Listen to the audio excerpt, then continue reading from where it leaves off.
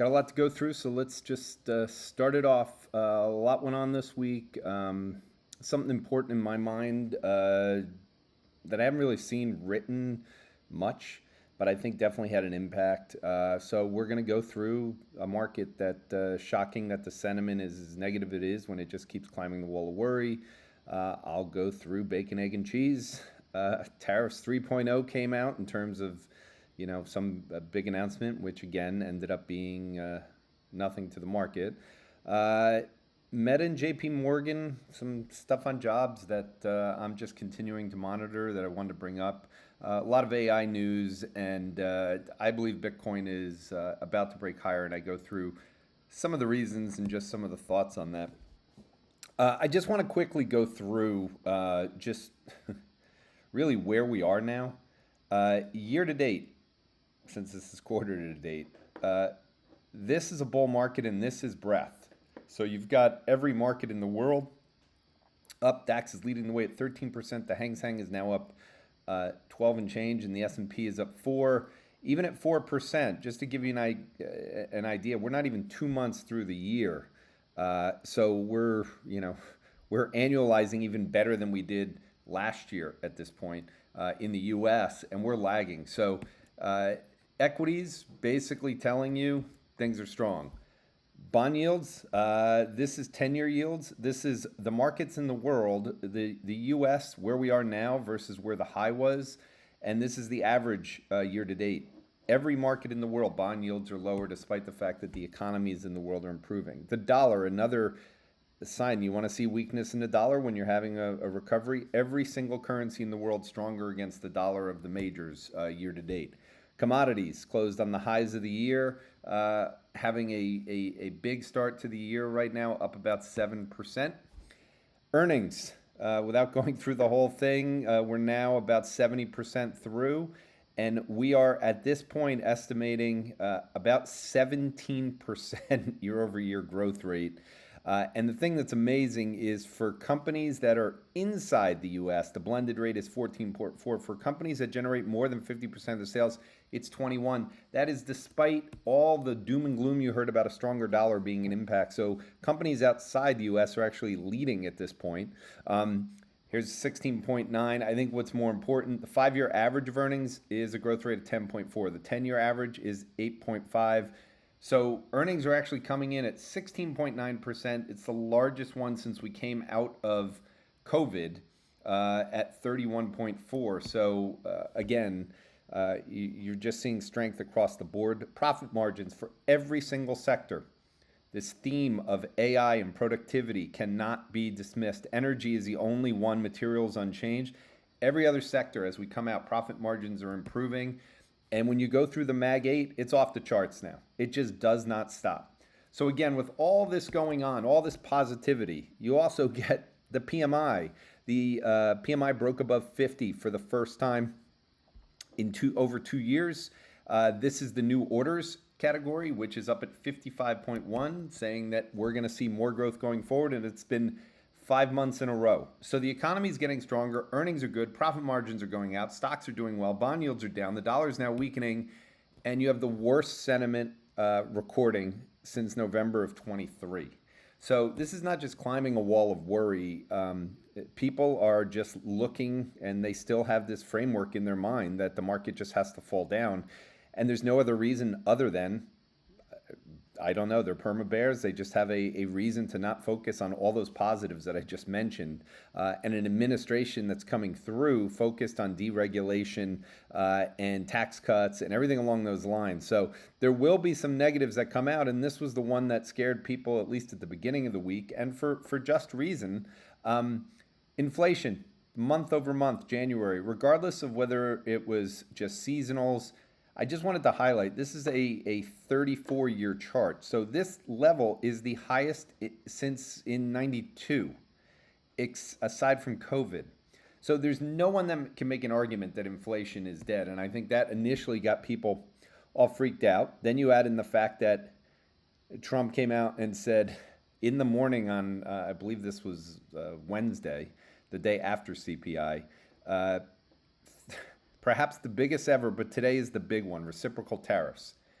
So he makes that statement, and something changed, meaning we were all expecting some kind of news, but the market never did. The market never sold off.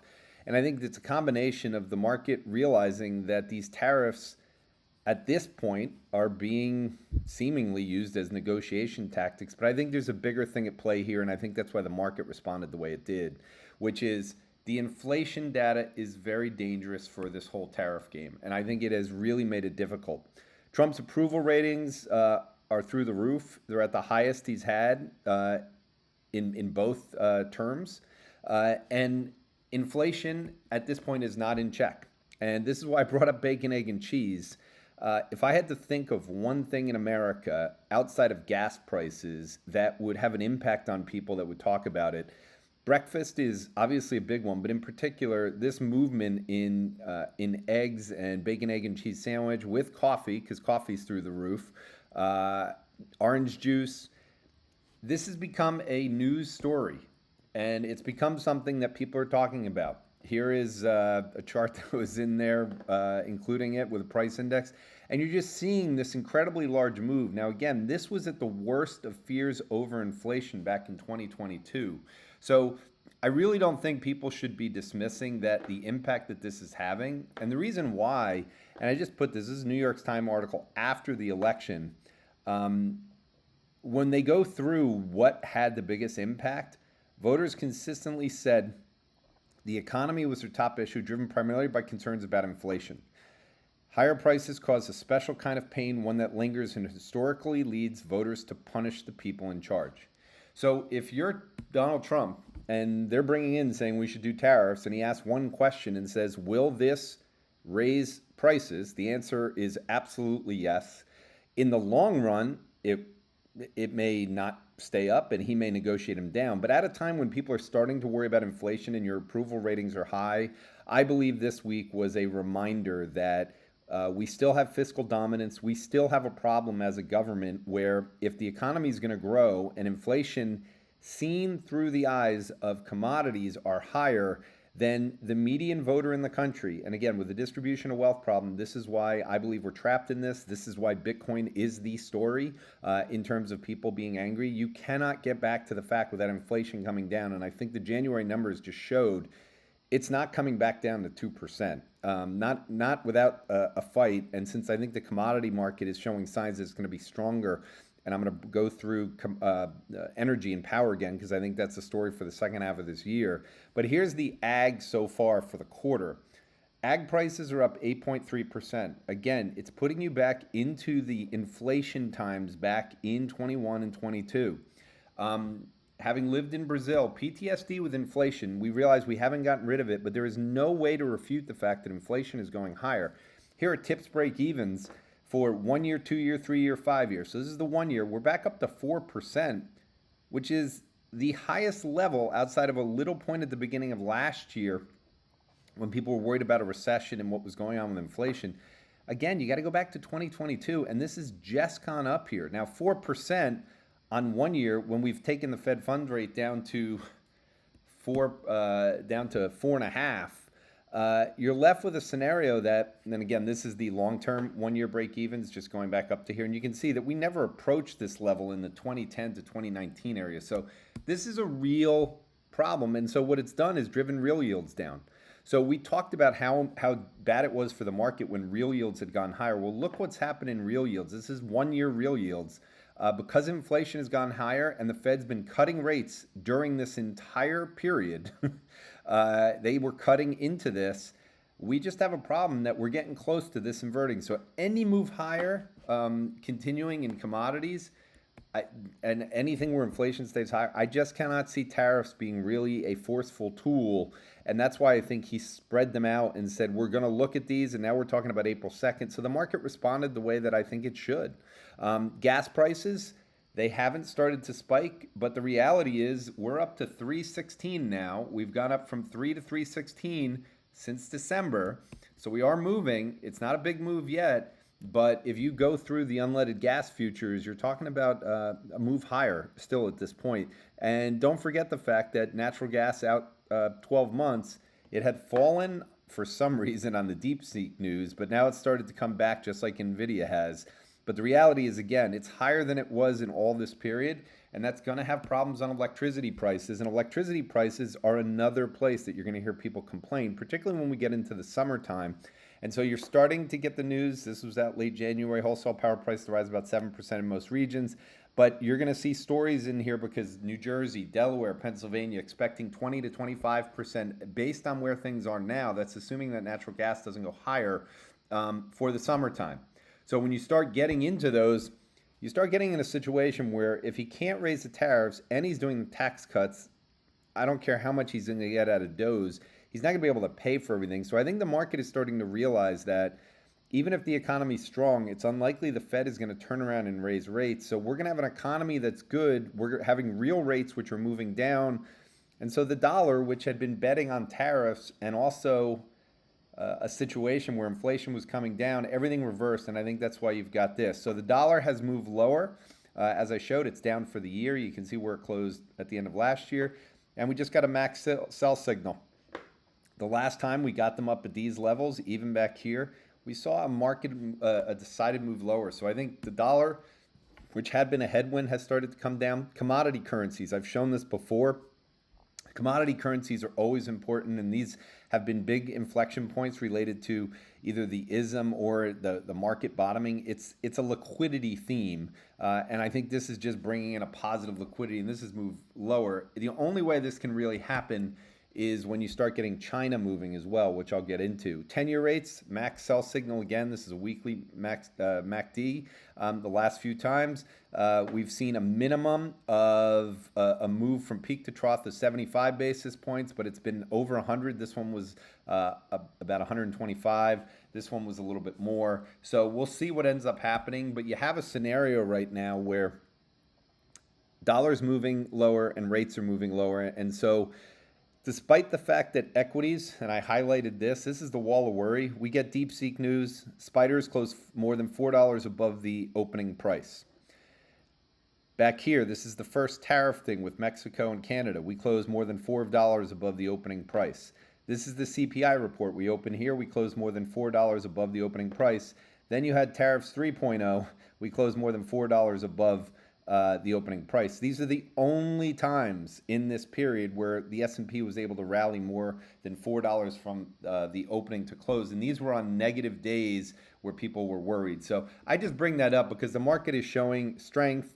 All of the data supports the strength, but sentiment is at the lows. That is just a powerful combination for the market at this point, particularly with earnings growing as much as they are and profit margins staying up. In terms of China, again, I'm going to keep harping on it. I mean, these type of charts, they resolve themselves one way. This is going higher, and again, you had a lot of people that faded this, and now you're getting the turn. DeepSeek was a major part of this in terms of getting, I think, some optimism there. But regardless, the market for China, they want the stock market to go higher, as I've talked about. And now it's going to be led by tech. This is a different kind of China move. This is not about commodities, so I don't think you're going to have a major spike in commodities. But any kind of move in China usually leads to speculation in commodities. And right now, the HS Tech, the Hang Seng Tech Index, is already broken out. I brought up Meta. If you didn't see this, basically Meta laid off 5% of the workforce this week. And there was a lot of things in LinkedIn, a lot of things in Twitter about the employees that were let go, basically questioning what they were doing and why this was happening. And just to put it in perspective, it comes at a time where Meta's stock price is up, I think, 20 days in a row to finish out the week. It may have even been 21, but it was 20, 19, it definitely did 20. It may have been 21. Look at this move since the end of 22. You're going from here to here, and to put it in market cap terms, from 22, it was about a $350 billion company. Now it's a $1.85 billion. This is $1.5 trillion increase in market cap. And they laid off 5% of their workforce. And at the same time that went on, they're launching a humanoid robot team.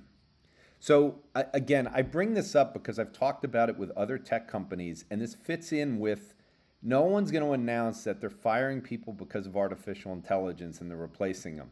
But all of these stories that AI is good and it will create new jobs, it's just, in my opinion, it's not true. It will create new jobs for people who want to go be entrepreneurs. It will create new opportunities for some places, but firms are being questioned right now if they're not more productive. And if you're productive, you're still taking business away from other people. So the mega cap tech names are still going to be driving revenue because they have a huge advantage. These groups are not hiring, they're firing, and yet their market cap has gone up dramatically. So to take your market cap from 350 billion to 1.85 trillion and have much less people, because remember they laid people off back then too, we're just at a productivity gain and a profit margin gain, which is coming out of this. So it's not something to be minimized. Another humanoid side, and again, I keep using the humanoids because every time I hear people talk about tariffs or any of this stuff, I cannot get past the point that look at this. This is what we're talking about coming. So Apple's exploring humanoid robots. So we just talked about Meta. The world is going to look very, very different by the time Donald Trump is done with this 4 years. And during this period, AI agents and robotics, AI agents, just another is going to be dominating everything. AI. This is a PwC piece which came out. Highly recommend reading this one. Just to go through, this came out I think this month. But AI is already boosting revenue and reshaping industries. Within the next 12 to 24 months, AI agents are expected to revolutionize how businesses operate. If you don't have an AI plan, there's no way you can compete. And that's the problem that we're running into, and why I think you're going to see many jobs under pressure, because many small businesses are going to be under pressure. There will be new startups, there will be entrepreneurs, but you have to have some kind of technology skills, and that's where the difference comes in. This one is really about replacing humans. So every innovation we've had where people are like, well, every innovation that's come, they think they're going to replace people. We've talked about the fact that in 5 years, 10 years, we're just not going to need as many people. So I think this is the way. There's going to be a lot of displaced workers. I think it makes it very difficult. This is just, again, the PwC report. AI agents could dwarf even the transformative effects on the internet. Jamie Dimon slams anti-return to office movement. I don't care how many people sign that effing petition. So I just want to make sure, if you think that this is normal, I'm not bringing up their chart, but they've had the biggest 15-month rate of change on their stock price except for one time over the last 30 years. And they are also not caring if people quit. They're not doing anything. It wasn't that long ago for these companies, 2 years ago, that they were having trouble getting people to even hire them. So now you've got a anti-return to office movement, and they don't care. And I think you're going to see this. People are not going to be fired, but what they're going to do is they're going to make sure that, hey, you have to come into the office. They're not going to want to come, and it's going to change it, but they're going to get people to resign. Very similar to what Doge is doing in the government. Getting people to resign as opposed to firing them is going to be the theme, I think, that goes on for as many people as they can possibly find, and offer them good packages to go. More AI news.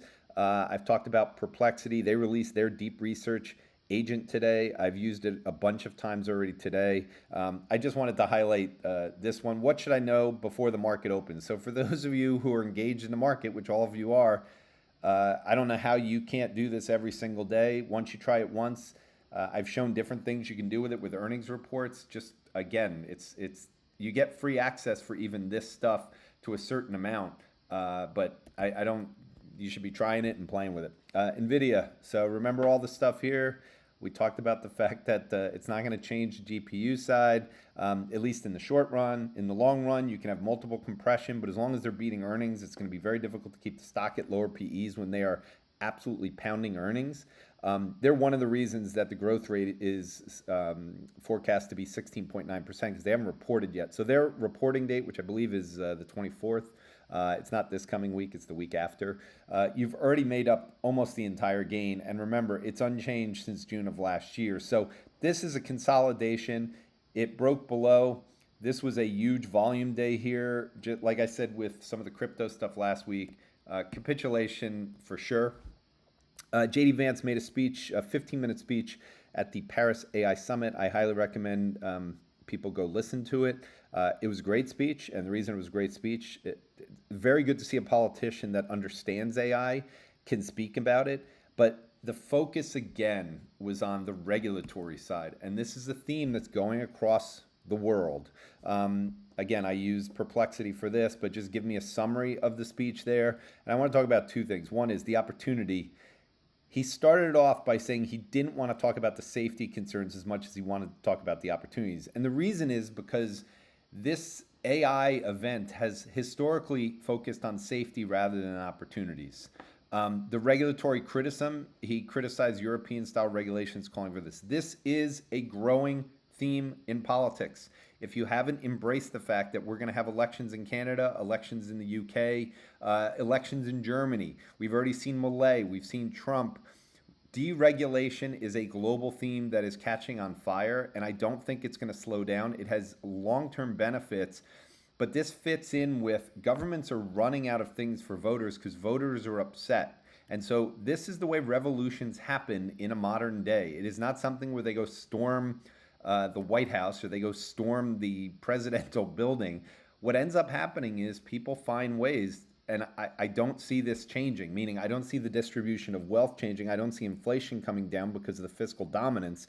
So we're just stuck in this world again where deregulation is going to be forced. And even Mario Draghi today, this is Saturday when I did this video, he had a piece in the FT. This is from Patrick Collison, who's from Stripe. And again, he literally is talking about the fact that EU has allowed regulation to track the most innovative parts of services, digital, hindering the growth of European tech firms and preventing the economy from unlocking large productivity gains.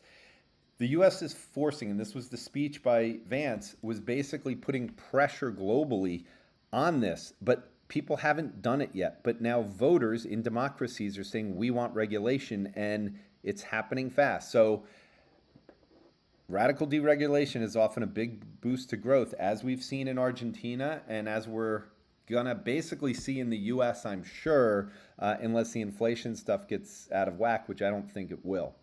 Bitcoin. We've been consolidating. As I mentioned last week, there was an altcoin crash.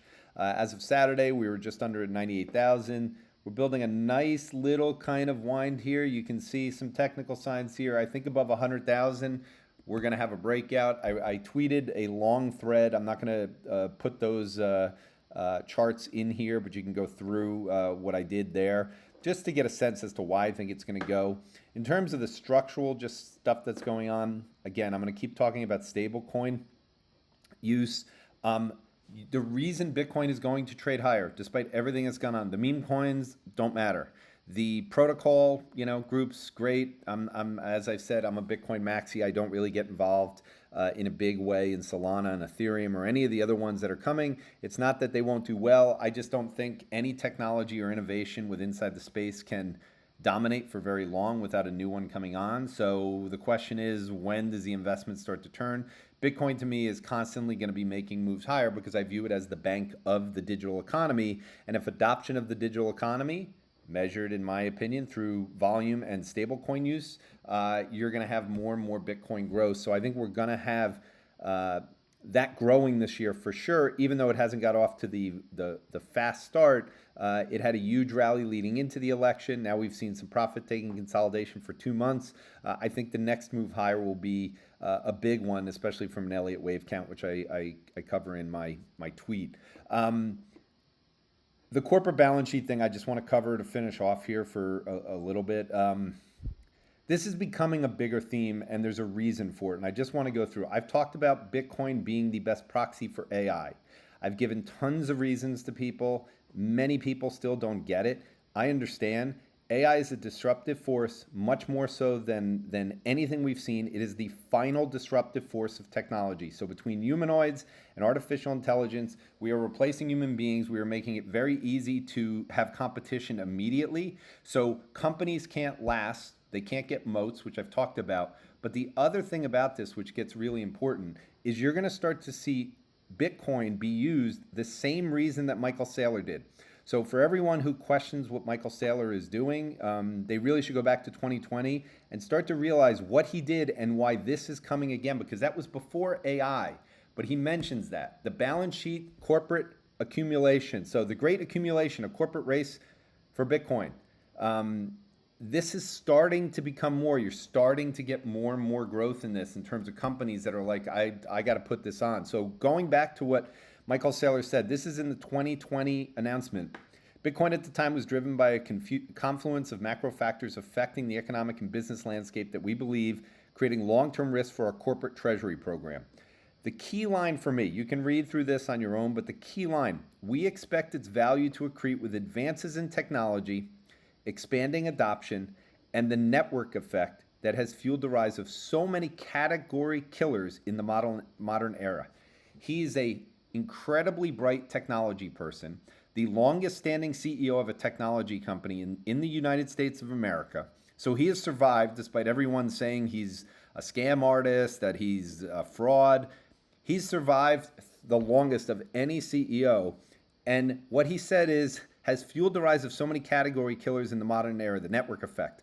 Basically, what he's saying is, as a company back in 2020, the government was killing us and competition was killing us. This was our only way to not have the government inflation steal our money, basically while we try to figure out a plan. And it worked out. He didn't expect, I'm sure, in his belief as to where it would be. He went, as it continued, he got more involved. So you had a Financial Times article out, MicroStrategy copycats, companies turn to Bitcoin to boost share price. So we've looked for strategic Bitcoin reserves, but now you're starting to get companies that are listening to him. And here it comes again. This is from that same article in the FT. Companies that have seen their stock struggle, this is from Mark Palmer writing this, often because their business models are not particularly compelling in the eyes of many investors. Welcome to the world of AI. Welcome to, I don't care who you are. If Ford took all of the cash that they may have on their balance sheet and put it to work and Bitcoin went up fivefold, where's a better place for their money? To sit there and go through, or to take the risk that either they're going to be out of business or they're going to take a bet? That's what you do in businesses when you're sitting there. Historically, when we had business cycles, they could have a hope to come back. There's no more hope without business cycles, and there's no more hope with AI going. So they're starting to just say, you know what? This is our only option, and no one wants to buy us.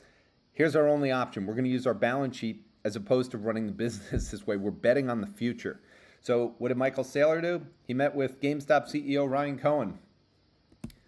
And next week, GameStop surges 20% on news it's considering buying Bitcoin with its $4.6 billion cash balance. So remember, GameStop might be the ultimate company to kind of think about from a company that isn't really alive. It has $4.6 billion of cash on the balance sheet and considering buying Bitcoin. So when you go through and you look around the globe, and I forget how many there are now, there's about 80 companies that have added it to there. So it's not just Michael Saylor, and a lot of them are setting up doing the same thing. Metaplanet in Japan is one of them. Just look at how much it's changed their business in the short term. It's just, again, their stock price has gone higher. It allows them to do so many things, even if they go out and sell shares to go raise money, not to buy Bitcoin, but to go do something. It's giving them some options. So for companies that have no hope, and again, I've said before, for people in the world that live in a country where they can't trust the government, they can't trust the banks, and they can't trust their currency, they don't have any options. In the US, the reason wealthy people don't adapt to Bitcoin is because they have a lot to lose. For companies and countries that don't have a lot to lose, it's a big issue, and you're going to continue to see more adoption. For adoption stuff this week, Hong Kong accepts BTC as part of the Visa program. Abu Dhabi Sovereign Wealth Fund invested $437 million in the ETF. Wisconsin bought $300 million of ETF. State Street and Citibank announced they're to custody Bitcoin. And the Trump family, World Liberty Financial, bought more crypto this week. They've been buying this the entire dip down almost every week. And the final chart, just again to show the holders and just to show what's going on. Americans with student loan, Americans who hold Bitcoin, just showing the growth. Adoption is happening. It's continuing. I think the breakout is coming. And again, you've got a government that is pro AI, deregulation, and pro crypto. And even though they're not announcing a strategic Bitcoin reserve, which they shouldn't do if they intend on buying it, they're absolutely supporting what is going to happen in the digital economy. Bitcoin is the bank of the digital economy. It represents a store of value. I still think it'll be the best performing asset this year. That's it for this week.